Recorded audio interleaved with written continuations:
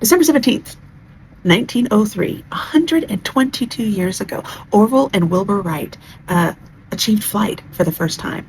Now, they grew up, it seemed like in a fairly liberal home. They played. Their mother was very mechanically inclined.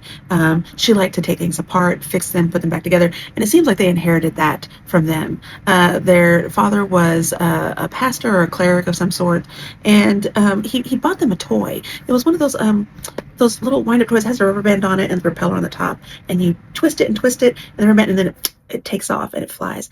That was all she wrote for the Wright brothers. They thought it was amazing. Now they played with it so much it broke, and then they made it themselves. They learned how it worked, and then they made it themselves, and they made several.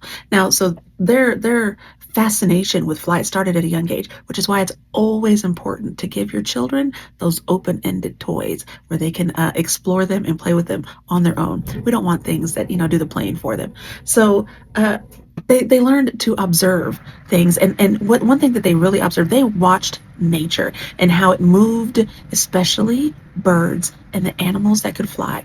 And they noticed that when birds, especially the turkey vulture, that when it was soaring through the sky, that it twisted and retained its balance. It twisted from its tip of its feathers down to navigate it in the wind, which gave him the idea. And then one day, one of them was holding a box. It was a rectangular box, and he twisted it, and he realized that they were making their gliders too rigid. They needed to be to make them more stable. They needed to be unstable. They needed to have some give. So that's what started their path into history. Now, when the Wright brothers were asked why would you want, was it for fame and fortune and whatever? No, they said, we did it for fun. They just wanted to know why.